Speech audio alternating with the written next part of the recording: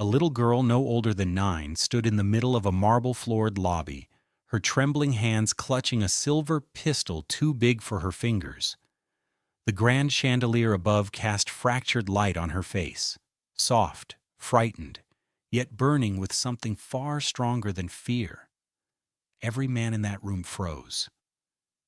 And then she whispered, steady and cold, "You killed my mother, didn't you?" That sentence alone silenced the entire world around her. The men she faced weren't ordinary men. They were the most feared Mafia leaders in the city. One of them, the boss known as Lorenzo Viper Moretti, leaned back in his leather chair, cigar resting between his fingers. "Little girl," he said, his voice calm, his Italian accent slicing through the tension. "You have 5 seconds to tell me what game this is before I make you disappear."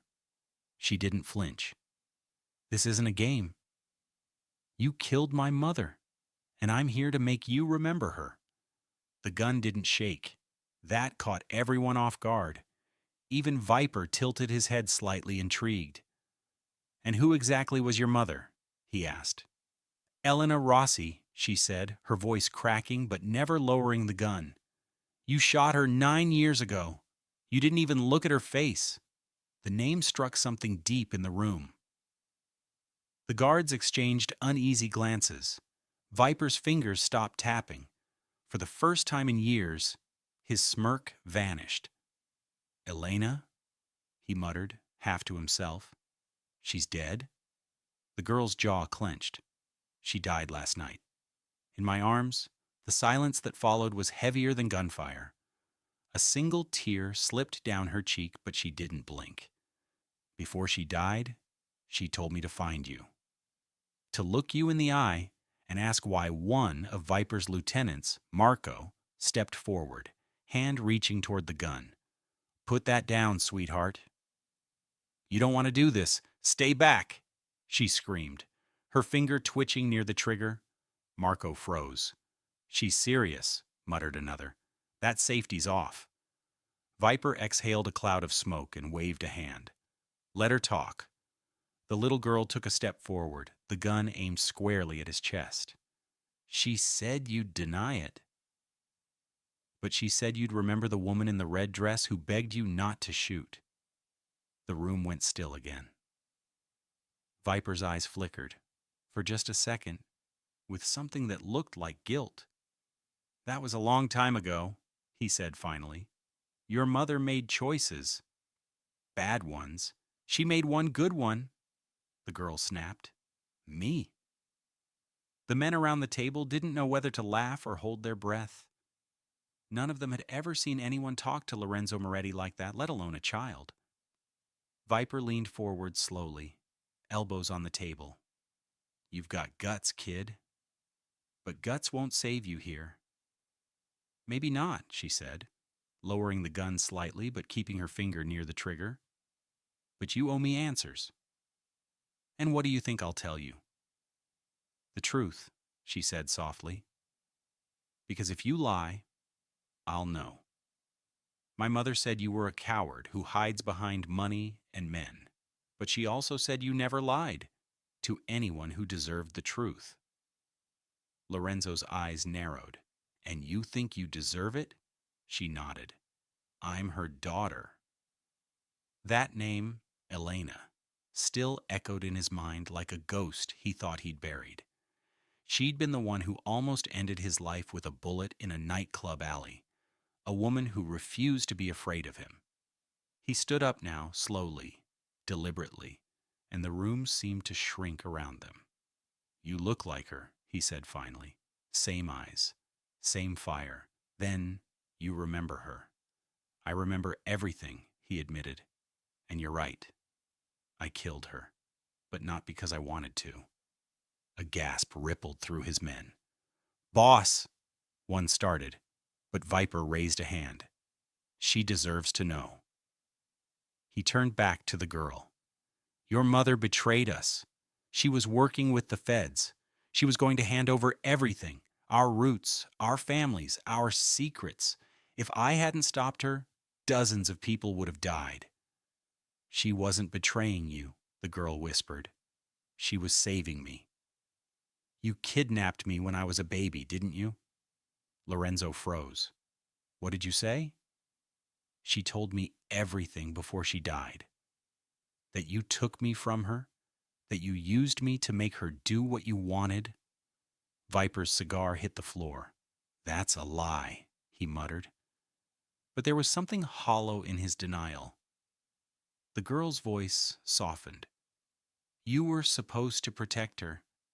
She said you promised her that before you became this. Viper's hand trembled slightly as he poured himself a drink. Your mother and I, we were in love once, before the blood, before the betrayals. He looked at her, the mask of the Mafia boss slipping just enough to reveal a human underneath. If she told you I took you, she was wrong. You were never mine to take. The little girl's eyes filled with tears, confusion mixing with rage. Then who was my father?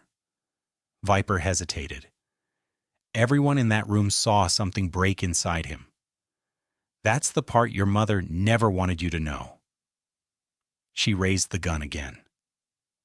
Tell me. Viper didn't move. His jaw clenched as though he were biting back words that had been buried for years. Then he turned to his men and said, Get out. Not one of them dared question the order. The sound of boots echoed against the marble as the guards filed out until only the little girl and Lorenzo Viper Moretti remained. The silence pressed in, heavy and suffocating. You think you're ready for this truth? He asked quietly, pouring amber liquid into a glass. She didn't lower the gun. I didn't come here for easy things. Good, he muttered, taking a slow sip, because what I'm about to tell you will hurt more than losing your mother. She said nothing. Her hands trembled, but her eyes never wavered. Your father, he said, was one of mine. My right hand, the man I trusted most in this world, he betrayed me to save her. The words sliced through the air like blades. His name was Angelo Costa. The girl blinked. Angelo? He died the same night your mother disappeared, Viper continued. He took a bullet meant for her. For you? She shook her head violently. No, Mom never said. She never told me. She wouldn't, Viper interrupted, because she blamed me for it. And she was right to. He stared down into his drink, the weight of the past pressing on his shoulders. I gave the order that got him killed. I didn't know she was carrying his child. The girl's grip on the gun loosened slightly, the metal shaking between her fingers. You killed my father too? Indirectly, he said. But yes, his death is on my hands. She swallowed hard, a tear sliding down her cheek. Then why didn't you kill her too? Because, he whispered, I loved her once. And I couldn't pull the trigger twice on the same heart. For a moment, neither of them spoke. The only sound was the faint hum of the chandelier above. Then she asked, barely audible, If you loved her, why did you destroy her life? He laughed bitterly. Because love doesn't survive in my world, Bambina. It gets you killed. The way he said that word, Bambina, little one, made something twist inside her. It was the first word that didn't sound like a threat. But before she could respond, the heavy doors at the end of the hall burst open. Boss, we've got trouble, Marco shouted as he rushed in. Police, tons of them. They've surrounded the building. Viper turned sharply. Who called them? We don't know. Somebody tipped them off. The girl's heart pounded. I didn't? Then someone wants you both gone, Marco said. They're not here to arrest. They're here to wipe out witnesses. Viper cursed under his breath. Get the back exit ready. It's blocked, boss. SWAT's already covering the alley. Then we fight. The girl's hands shook. You'll die. Maybe, Viper said with a faint smirk, but not before I find out who set me up. Suddenly, a voice echoed through a loudspeaker outside. Lorenzo Moretti, this is Agent Rossi of the Federal Bureau of Investigation. You're surrounded. Release the child and surrender. The girl froze. Rossi? She whispered. That's my last name. Viper turned toward her, realization dawning. Agent Rossi, she's your aunt? The girl's breath caught. What? Your mother had a sister, Viper said quickly. She went into law enforcement years ago. We always knew she'd come for me one day. Then she's here for me, the girl said softly. To take you away from this. Viper shook his head. You think it's that simple? They're not here to save you, Bambina. You're the last witness to everything your mother knew. The Bureau wants to clean up what's left. He stepped closer, his voice low. They'll kill you too. She took a step back, gun still raised. You're lying. Look outside, he said. See how they're positioned? No snipers on me, just on this window where you're standing. She hesitated, then slowly turned her head toward the tall windows. Outside, she saw it. Red dots, tiny and trembling, aimed not at Lorenzo Moretti, but at her. Her knees nearly gave out. Why? Because your mother knew too much, Viper said grimly, and she passed it all to you. Somewhere on you, maybe hidden, maybe recorded. They can't risk you talking. Her mind raced, panic flooding every nerve. I don't have anything. Maybe not knowingly, Viper replied, but they think you do, so we either run or die here. Marco ran back in, sweating. They've cut the power. They're moving in. Get my car, Viper ordered. The girl comes with us. No, she shouted. I'm not going anywhere with you. He stepped forward, his voice rough. You don't have a choice, kid. Out there, they'll kill you before they ask your name. In here, I can at least keep you alive. You expect me to trust the man who killed my parents? She screamed. No, he said quietly. But trust that I owe them both a debt I can't repay if you die. The words stopped her. He extended his hand slowly. Come with me. I'll tell you everything your mother couldn't before they burn it all. Her small fingers trembled, the gun lowering an inch. If you try to hurt me, you'll shoot me, he finished. I know. She took his hand. It was warm, rough, and steady. Then let's move, he said. Marco led them down a narrow corridor toward a hidden passage behind a wine rack. The rumble of boots echoed closer and closer. Shouts filled the lobby behind them. They emerged into a dim underground garage where a black Mercedes waited with its engine already running. Get in, Viper ordered. The girl climbed in hesitantly, clutching the pistol to her chest. The tires screeched as the car shot forward into the tunnel that led beneath the city. Where are we going? She asked.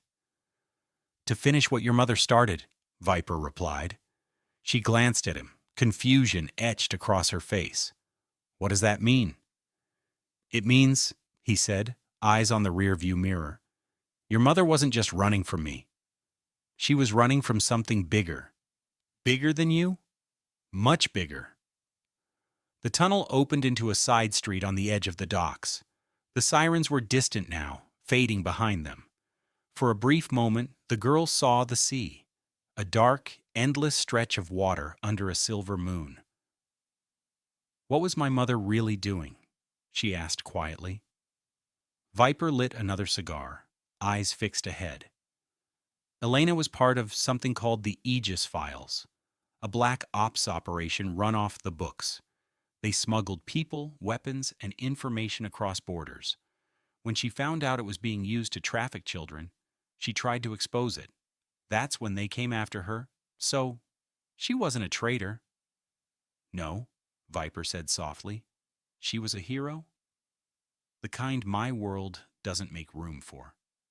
The girl's voice trembled. And you killed her anyway. His hands tightened on the wheel. Because I was afraid. Afraid of what she'd reveal.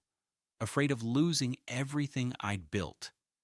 I didn't know she was trying to save you."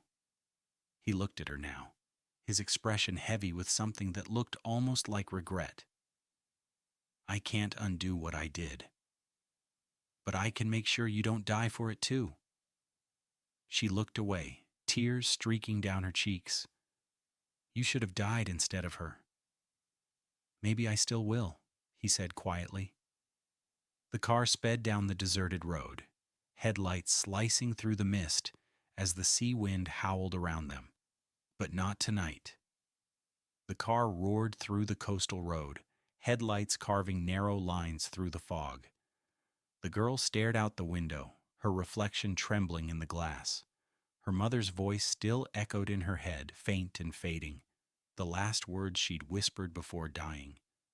Find him, make him remember, and never trust anyone wearing a badge. Now, with police sirens fading behind and the most feared Mafia boss beside her, she didn't know who to believe anymore. Viper drove in silence, the tension in the car like static before a storm. "What's your name, kid?" he asked finally. "Sophia," she said, her voice low. "Sophia Rossi." He nodded once. "Sophia. You've got your mother's name. That means something. It means people die around me," she muttered. "No," he said. "It means you survive when they shouldn't have died in the first place." His phone buzzed. A private number flashed on the screen. He put it on speaker. "You're a hard man to find, Lorenzo," said a female voice. Sophia froze. "Aunt Lucia?" "The same," the voice replied. "Step out of the car with the girl?" Right now, Viper laughed dryly. "Still issuing orders like a Fed?" "You never change. This isn't a game," Lucia snapped. "The Bureau knows where you're going." "There's nowhere to hide." "I'm not hiding," he said. "I'm finishing something your sister started." "You don't understand what you're walking into," Lucia said. "The people behind this—" "Oh, I understand perfectly," he cut in. "I've been their dog for 20 years. Silence. Then her tone softened. "Lorenzo, just let the girl go. She doesn't belong in your world. She already is," he said. "And if you want her alive, you'll stay out of this." He hung up before she could answer. Sophia turned to him, eyes wide. "She's my family." "Why won't you let her help me?" "Because she's part of the same machine that killed your mother," Viper said sharply. "She might think she's protecting you, but she answers to people who'd bury the truth." "You're lying," Sophia said, but her voice shook. "Then ask her yourself when this is over," he said, pulling the car off the main road. They drove into an abandoned industrial district, the skeletons of warehouses looming in the moonlight. Viper parked beside a rusted freight container and got out. "Stay close," he said. "Where are we?" "Safe house," he replied. "Used to belong to Angelo." Sophia followed him inside. The air smelled of salt and metal, the walls lined with old maps and photos. A faded picture caught her eye, her mother, younger, smiling beside a man she didn't recognize. "That's him," Viper said quietly behind her. "Your father?" She touched the photograph with trembling fingers. "He looks kind." He was. Too kind for this world, Viper handed her a worn notebook. "This was your mother's. She hid it here years ago." Sophia opened it. Inside were names, dates, coded entries. "What is this?" "The Aegis ledger," Viper said. "Evidence of everything they did. Trafficking, extortion, blackmail.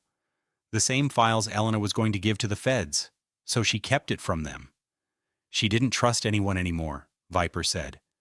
And she was right. The last person she trusted sold her out. "Who?"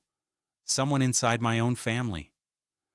Before she could ask, a sharp sound cut through the silence, metal scraping outside. Viper's hand went to his gun instantly. "They found us," he muttered. "Stay behind me." The door burst open. 3 men in tactical gear stormed in, rifles raised. "On the ground!" one shouted. Viper shot first, 2 bullets, 2 bodies down before they hit the floor. The third man lunged at him, but Sophia reacted without thinking. She grabbed a fallen pistol, hands shaking, aimed, and fired. The man dropped, a red bloom spreading across his shoulder. Her breath came in ragged gasps. I didn't mean to. You saved my life, Viper said. Good aim. He kicked the door shut and reloaded. They won't stop coming. We need to move where? The docks. There's a ship waiting, a contact who owes me a favor. Who? A priest, he said with a faint smirk. Don't ask. They ran through the narrow back corridors, the echo of footsteps behind them growing louder. Sophia's heart pounded, but she kept up. They burst through a side exit into the cold night air. The docks stretched ahead, cranes silhouetted against the fog. This way, Viper said. But as they reached the loading area, headlights flared, black SUVs blocking their path. A dozen armed agents stepped out, guns trained. At the center stood Lucia Rossi, wearing a bulletproof vest, her face pale but determined. It's over, Lorenzo, she called. Put down your weapon and hand over the girl. Sophia's voice cracked. Aunt Lucia, please, you don't understand. I understand perfectly, Lucia said gently. Come here, Sophia. He's dangerous. She's telling the truth, one of the agents muttered. He's wanted in 12 countries.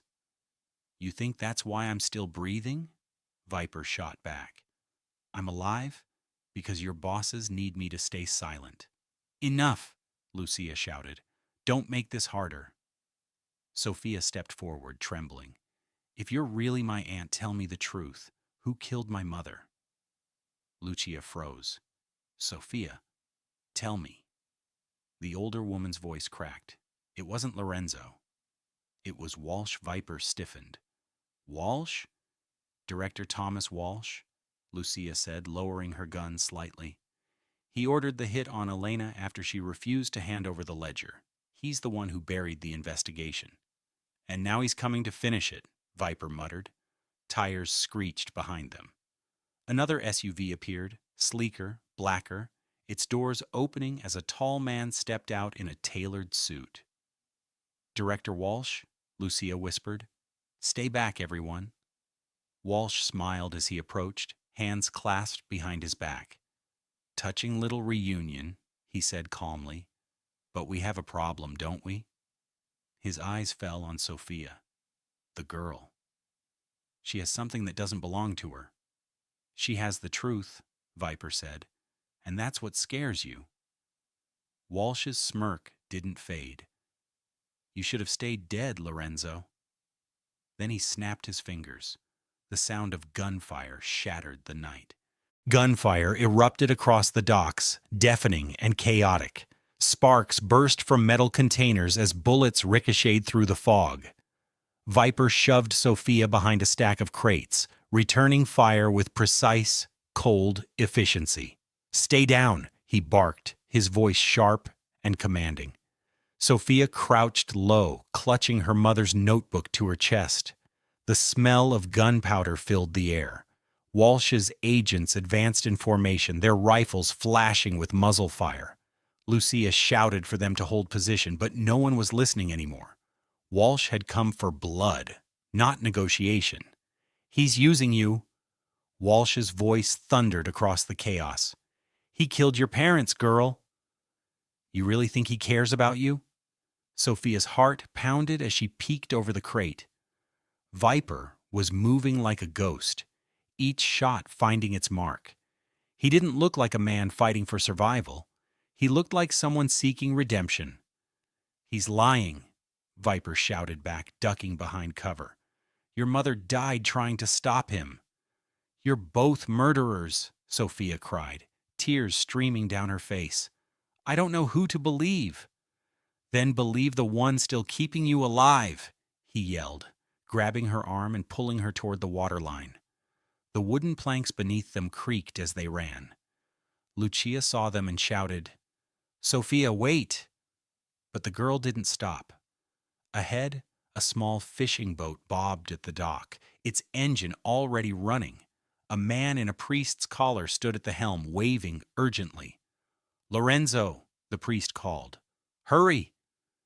"Get her on that boat," Viper ordered Marco, who appeared from the shadows, bleeding but alive. Marco grabbed Sophia's arm, helping her climb aboard. She stumbled and fell to her knees, the notebook sliding across the deck. "Go!" Viper shouted. But Sophia hesitated. "What about you?" "I'll buy you time." "No!" she screamed. "You can't!" "I already made too many mistakes," he said, his eyes locking on hers. "Let me fix at least one." Before she could protest, another wave of bullets struck the dock. Viper spun, firing until his clip clicked empty. He dove for cover behind a steel post, reloading as Walsh's voice cut through the noise. "You think she'll forgive you, Lorenzo? You think killing yourself makes you a hero?" Viper smirked. "No, but it'll make sure you never hurt another child again." Sophia's tears blurred everything. "Please," she whispered. "Please, don't die." Walsh stepped forward, unarmed now, confident. "You don't have the guts," he taunted. "You never did." Viper stood, aimed, and fired. The shot struck Walsh in the shoulder, spinning him backward. Chaos erupted again. Lucia's agents, realizing who their real enemy was, turned their guns on Walsh's private men. Betrayal exploded through the ranks. Lucia ran toward Sophia, shouting, "Get her out of here now!" The priest hit the throttle. The boat lurched away from the dock just as a grenade clattered onto the pier. Viper grabbed it, hurled it into the water, and dove behind a container as it detonated, sending a plume of spray skyward.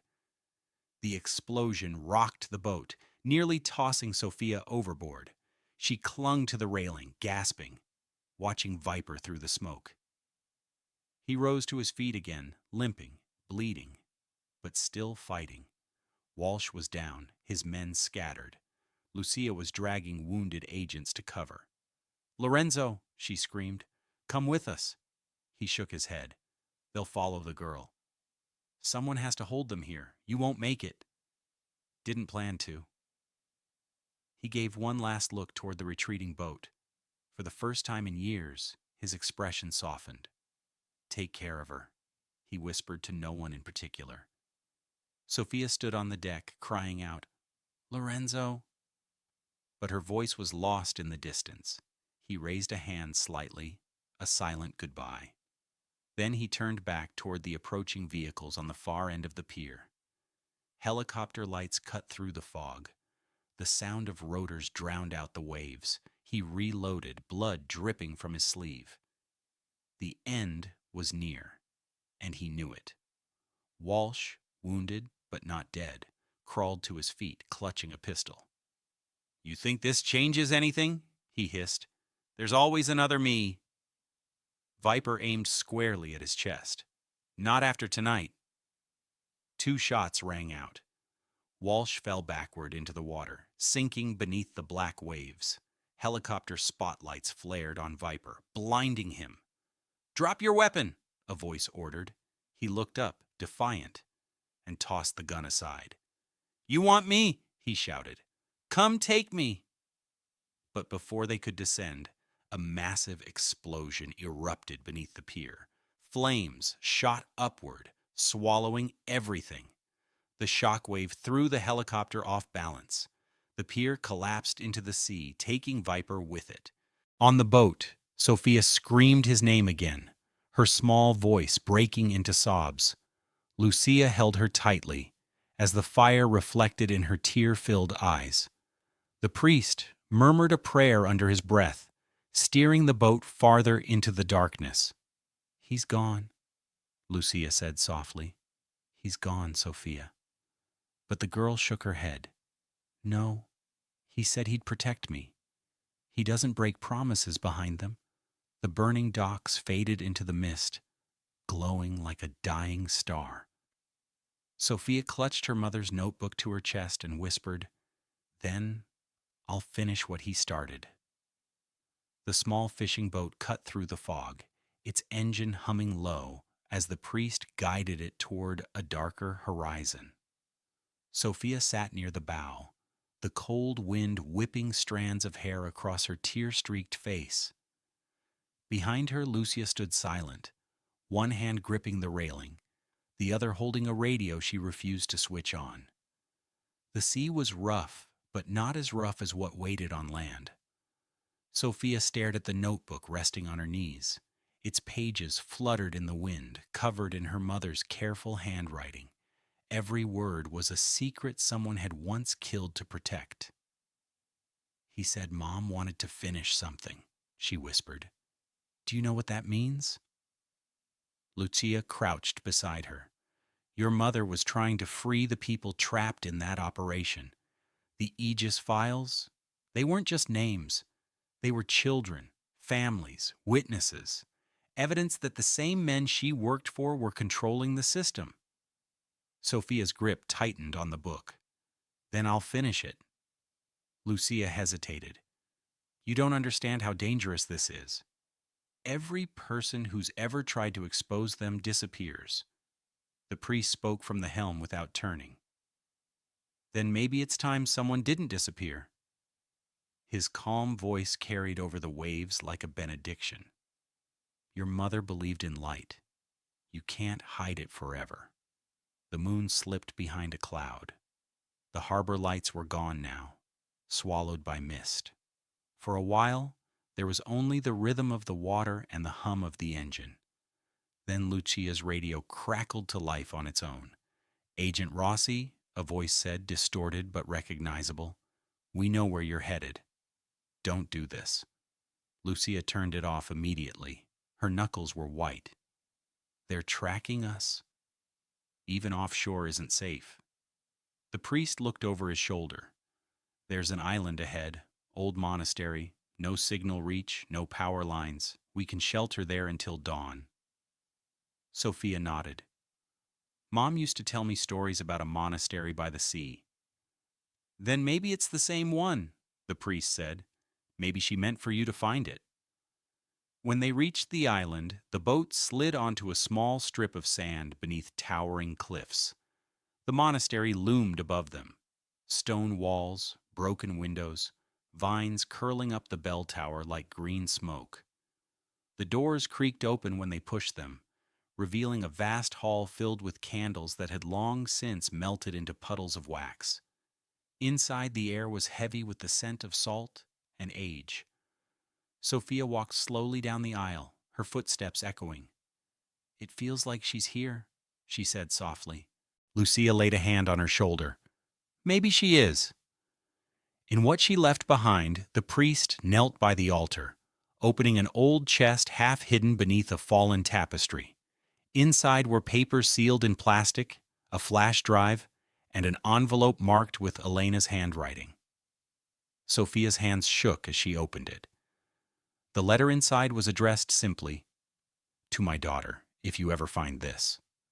Her eyes scanned the words by candlelight.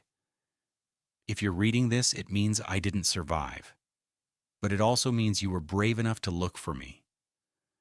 There are people who will tell you I was a traitor. They're wrong. I fought to make sure you would never be a weapon in their hands.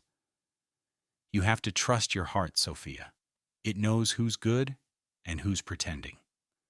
Tears blurred the ink. Lucia reached out, her voice breaking. "Your mother was the bravest person I knew." Sophia folded the letter carefully and looked toward the dark windows. "Then we'll make sure her voice doesn't disappear." Outside, thunder rolled across the horizon, distant but growing closer, a reminder that the storm and the hunt weren't over yet. Morning broke gray and cold across the monastery cliffs. Sea fog drifted through broken windows, softening everything into a dreamlike haze. Lucia stood at the entrance, scanning the horizon for movement, while Sophia sat at the altar, reading through her mother's notebooks. The priest moved quietly between them, lighting small candles, their flickering flames fighting against the chill. Sophia's voice was steady now, less afraid, almost older. She mentioned something called the Aurora file. It's not the same as the Aegis records. She turned another page. It says Aurora was a contingency, something to ensure everything came to light if she failed. Lucia walked over, her boots echoing on the stone floor. If Aurora exists, it's the key to everything. That's why Walsh wanted you silenced. Whatever's in that file can destroy the entire network. The priest frowned. And where did she hide it? Sophia ran her finger along the final page of the notebook, where a hand-drawn symbol of a compass had been sketched, the letters SM beside it. She wrote this again and again, she said. St. Michael. Does that mean anything? Lucia nodded slowly. St. Michael's Cathedral. It's in the city, abandoned after the fire 10 years ago. Your mother used to volunteer there before she went underground. Sophia closed the book, determination shining through her exhaustion. Then that's where we go next. Lucia hesitated. It's not that simple. Once we reach the mainland, every camera, every patrol, every contact will be watching for you. The Bureau, the remnants of Walsh's network, they'll expect you to run, not return. The priest straightened his collar, smiling faintly. Then we don't run. We walk in as if we belong. They spent the rest of the morning preparing. Lucia found an old radio in one of the rooms, its batteries corroded but still functional. She tuned into local channels, catching snippets of news, reports of the dock explosion, conflicting stories about who had survived. One name kept repeating, Lorenzo Moretti, officially presumed dead, body unconfirmed. Sophia paused when she heard it. If they didn't find him? Lucia's expression softened. Don't hold on to ghosts, Sophia. Sometimes people vanish because they finally find peace. The priest said nothing, but he noticed the girl's hand tighten around the necklace she wore, a simple silver chain with a small bullet casing threaded through it. Something Viper had given her in those final moments. By midday they were ready. The sea had calmed, and the priest guided the boat toward the mainland, its engine muffled under a tarp. Clouds thickened as they neared the city's outskirts. Sophia watched the skyline emerge through the mist, once familiar, now foreign. Towers rose like sentinels over the ruins of her past. It doesn't feel like home anymore, she murmured. It isn't, Lucia said. But it's where the truth lives. They docked in an old marina far from the city center. Lucia handed Sophia a plain jacket and a pair of sunglasses. Keep your head down. Don't speak unless I tell you the priest stayed behind to guard the boat. If you find Aurora, bring it here, he said. I know people who can help make it public safely. Sophia nodded. If we don't come back? He smiled sadly. Then I'll know you tried. The city was alive but uneasy. Posters about corruption investigations hung beside digital billboards proclaiming peace. No one noticed the girl and her aunt moving through the side streets. They reached St. Michael's Cathedral, just as rain began to fall. The cathedral stood in silence, its stained glass windows shattered, pews coated in dust. A hollow echo followed every step they took inside. Sophia felt the weight of time pressing down on her like the building itself was holding its breath. Lucia swept her flashlight across the altar. Your mother came here often. She said it was the only place left that hadn't learned to lie. Sophia knelt beside a cracked tile, tracing the compass symbol carved faintly into the stone. She pressed it, and a section of the floor shifted with a dull click. Lucia's eyes widened. You've got to be kidding me. Beneath the tile was a metal lockbox, small but heavy. It bore the same initials, E.R., and beneath them the word Aurora, etched in fading ink. Sophia's heart pounded as she lifted it. We found it. Lucia glanced toward the doors, half expecting someone to appear. Let's get this open somewhere safe. They slipped into a side chamber lit only by broken light from the stained glass. Lucia pried open the lock. Inside were a flash drive, a stack of photographs, and a letter sealed with wax. Sophia broke the seal and began to read aloud. If you've come this far, it means you understand. Aurora is the truth behind Aegis, the people who used us, who built the systems that turned protection into profit. Their names are all here, but remember this, the truth doesn't destroy them, it exposes them. What happens next depends on your courage. She looked up at Lucia. This isn't just evidence. It's a confession. Lucia inserted the flash drive into her portable scanner. Names, dates, and transactions filled the small screen. Politicians, officers, corporate executives. This is enough to burn the city down, she whispered. Sophia closed her eyes. No, it's enough to rebuild it. The rain outside grew heavier, echoing through the broken roof. Somewhere beyond the cathedral, sirens wailed faintly, but neither of them moved. For the first time, Sophia wasn't running. She was choosing her ground. Lucia placed a reassuring hand on her shoulder. Your mother would be proud. Sophia didn't answer. She simply looked at the flash drive, then at the shattered cross hanging above the altar. She didn't want revenge. She wanted light. As thunder rolled again, Lucia packed the files and turned toward the door. We'll take this to the press tonight. Once it's out, they can't bury it again. Sophia followed, pausing for one last glance back. The candles flickered as if in approval. Goodbye, Mom, she whispered. They stepped out into the rain together, unaware that a figure watched from the shadows of a nearby alley. A man limping slightly, a familiar scar catching the glint of lightning before he disappeared into the crowd. Rain still poured over the city when Sophia and Lucia reached the narrow alley behind an old print shop.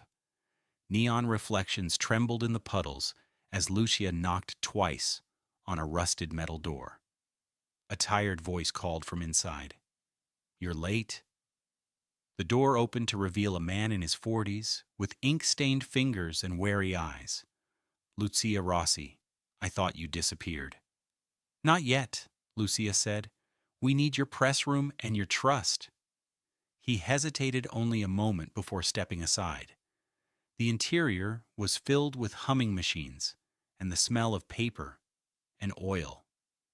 Sophia followed quietly, clutching her bag as though it contained her mother's heartbeat. They moved to a small office in the back where an aging computer sat surrounded by stacks of newspapers. Lucia set the flash drive on the desk. If we publish this, she said, the world will see what was hidden. The man, Jared, plugged it in and began scanning the files. His expression changed from curiosity to shock. Good Lord. These aren't rumors. These are contracts, signatures, transfer records. Half the city's leadership is here. Sophia watched him scroll, the screen reflecting in her eyes. They thought destroying the truth would protect them. It only delayed it. Lucia turned toward the window. Once this goes live, there's no turning back. They'll come after everyone connected to it. Then we make sure everyone sees it at once, Jared said. 1,000 mirrors instead of one target. He began uploading the files to multiple independent outlets, both official and underground. The whir of the computers filled the silence like the pulse of something awakening. Sophia stood near a wall lined with old front pages, each one a moment when truth had briefly changed the world. My mother would have liked this place, she said softly. Lucia smiled faintly. She used to bring me to newsrooms like this when we were kids. Said light travels faster when it's printed. An hour passed. The rain eased into a drizzle. Headlines began to flicker across nearby screens as the upload completed. Government accounts frozen. Resignations announced. Investigations reopened. Sophia exhaled slowly, her hands trembling. It's out there. Lucia nodded. And it can't be taken back. For the first time since the hospital, Sophia allowed herself to breathe without fear. She looked out the window where dawn was beginning to bleed into the clouds. The city, once shadowed, seemed almost new. Jared closed his laptop and turned to them. You should both leave for a while. When power falls, it doesn't do it quietly. Lucia agreed. We'll go north. Somewhere small, Sophia hesitated. Before we go, I want to see the sea again. They left through the back door, the morning light pale and silver. The streets were waking to chaos, sirens of a different kind now, voices shouting not commands, but questions. Truth had cracked open the shell of the city. By noon, they reached the coast. The same stretch of water that had once carried them away from danger now looked calm, endless. Sophia stepped close to the edge, wind whipping at her hair. Lucia stood beside her. Your mother dreamed of this, she said quietly. A world where you could stand here without looking over your shoulder. Sophia watched the horizon. She didn't just dream it. She built the first step behind them. The priest's boat appeared, smaller now against the wide blue. He waved as he approached the dock. You did it, he said simply when he climbed ashore. We did it, Sophia replied, but it's not finished. The truth is only a seed. It still needs people brave enough to grow it. He looked at her, seeing the steadiness in her gaze. Then maybe it's your turn to lead. Lucia placed a hand on Sophia's shoulder. Where will you go? Sophia smiled faintly. Wherever the next silence needs breaking. They stood there as gulls circled overhead, the air smelling of salt and ink and something close to peace. For a moment, none of them spoke. The world felt paused, waiting to see what this young girl, the daughter of light and loss, would do next. As the sun climbed higher, Sophia opened her mother's notebook one last time. On the final page was a line Elena had written long ago. The truth always finds a voice. Sometimes it's yours. Sophia closed the book gently, holding it to her heart. Then I'll keep speaking, she whispered, until no one else has to hide. And with that promise carried on the wind, the story that began with fear found its quiet strength in light. By the time the sun set that evening, the city no longer sounded the same. Sirens weren't chasing shadows anymore. They were clearing streets, escorting convoys of investigators, and carrying reporters racing to scenes that had once been untouchable. In cafes and offices, people whispered the same name, Aurora. Sophia sat in a small apartment above a bookstore near the harbor. Lucia had chosen it for its quietness, and because the old owner downstairs didn't ask questions. Through the window, she could see the flicker of news screens across the square. Every station showed the same headline. Aegis Network exposed. Lucia placed 2 mugs of tea on the table. Half the administration just resigned, she said. The rest are pleading ignorance. Sophia stared at the screen where journalists debated her mother's courage. They're turning her into a symbol. She already was, Lucia said softly. You just gave people permission to remember her that way. Sophia traced her finger along the rim of her mug. They keep saying her daughter leaked the files. I didn't want fame. I just wanted her truth to breathe, Lucia smiled faintly. That's how every movement starts. Someone trying to give truth a little air. A knock came at the door. Lucia froze, instinct sharp as ever. She checked the peephole before opening it slightly. Jared stood there, damp from the rain, holding a stack of newspapers. You made the morning edition, he said, stepping inside. Every outlet's running your story. And something else, you've got invitations. Journalists want interviews. Civic groups want you to speak. Even a school board wants to name a scholarship after Elena Sophia looked overwhelmed. I'm not ready to be anyone's voice. Jared shrugged. Then tell them that. The honesty is what they'll remember. He set the papers on the table, lowering his voice. You both should still be careful. Some of the people exposed are already trying to spin it. They'll call it forgery, frame new villains. Anything to stay alive politically. Lucia nodded. We expected that. Sophia stood by the window again. Outside, the square was filling with candles, hundreds of them. Strangers gathered quietly, placing pictures of missing children, lost relatives, small notes written on napkins. A vigil born without planning. Lucia moved beside her. You did that, she whispered. No, Sophia said. They did.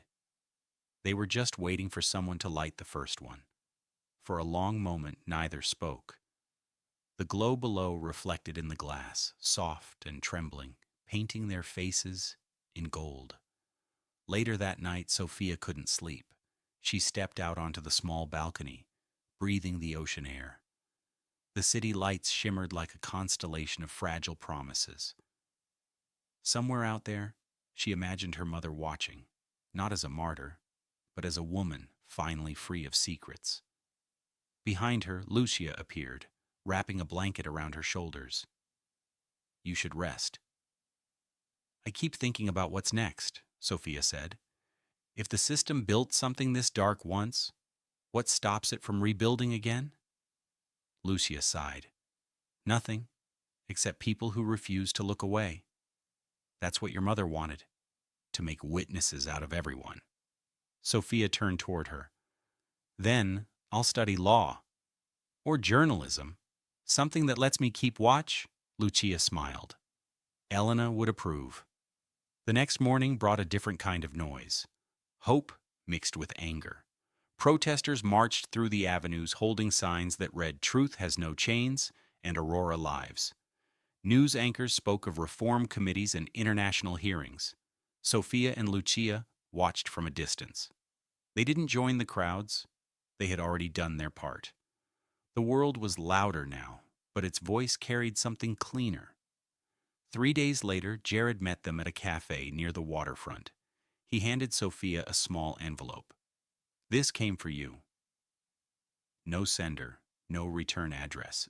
Inside was a single photograph taken from a distance of the monastery on the island.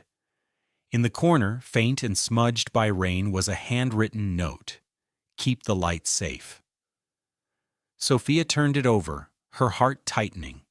There was no signature, but beneath the words was a symbol, a compass drawn in black ink. Lucia glanced at it and exhaled slowly. Whoever sent that knows what Aurora means. Sophia smiled slightly. Or maybe it's from someone who kept their promise. They left the cafe as the evening tide rolled in. The air smelled of rain and renewal. People passed by carrying newspapers, speaking not with fear but curiosity, like citizens awakening from a long sleep. At the pier, Sophia stopped to watch the water. Do you think the world can really change? She asked. Lucia folded her arms, gazing at the same horizon. Change isn't a miracle, it's maintenance. You keep cleaning the truth before the dust settles again. Sophia nodded. Then that's what I'll do. Behind them, the church bells of St. Michael rang for the first time in years, restored by volunteers who had read about its hidden vault. The sound rolled over the harbor, deep and steady, blending with the rhythm of the waves. Sophia listened, eyes closed. The fear that had guided her for so long finally eased. She wasn't just her mother's daughter anymore, she was her own beginning. When they turned to leave, the wind caught her hair and lifted it gently, carrying her whisper out to the sea. Thank you, Mom, for teaching me how to listen. The waves answered with their quiet applause, and somewhere in the distance, dawn began again. A week later, the city had learned to breathe again. The news cycle slowed from chaos to reflection. The word Aurora no longer sounded like a secret, but a promise. Sophia walked alone through the plaza that had once been filled with candles. Only wax circles and dried petals remained, faint reminders of that night.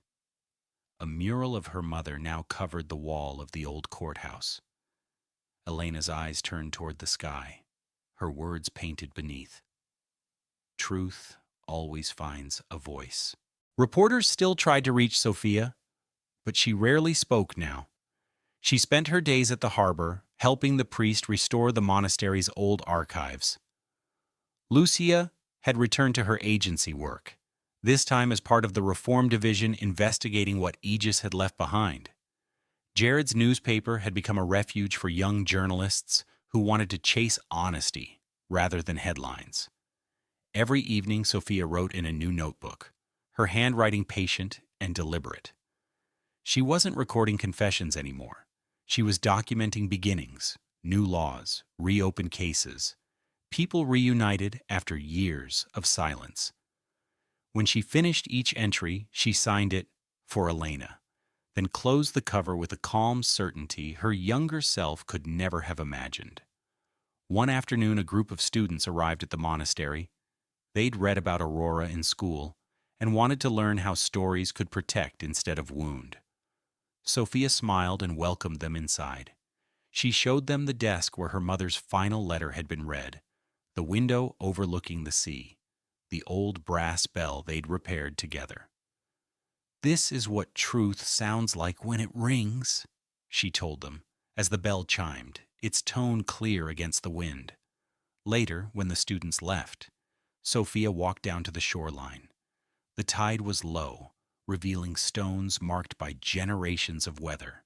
She picked up one and turned it over. Someone, maybe her mother years ago, had carved a single word into it: light. She placed it in her pocket. As dusk settled, Lucia joined her, carrying 2 cups of coffee. They watched the horizon where sea and sky met in a soft blur. "Do you ever think about him?" Lucia asked quietly. Sophia nodded once. "Sometimes. But mostly I think about what he helped me see, that even the broken can guard something good." Lucia smiled. "You sound like your mother." "I hope so." Sophia looked toward the glowing city. "But maybe now I sound a little like myself too." The bells of St. Michael began to ring again, echoing across the water. The sound was no longer heavy. It felt like release. Sophia lifted her phone, filming the sunset and the city lights beginning to shimmer. Her reflection in the screen looked peaceful, strong, and ready. To anyone who would later watch her video, her voice carried the same quiet conviction that had driven her mother years before. If one story could change everything, imagine what 1,000 could do. Keep telling them. Keep choosing light. She lowered the phone, smiling through the last blush of daylight as waves touched her feet. Somewhere behind her, the mural's painted eyes seemed almost alive, watching with pride. The camera stayed fixed on the horizon until the screen faded to black, her final words lingering like the echo of a vow, because truth never dies. It just waits for someone brave enough to speak it. If you believe every voice deserves to be heard, share this story, leave a comment, and subscribe for more stories that remind us what courage really looks like. Thanks for watching, and keep the light alive.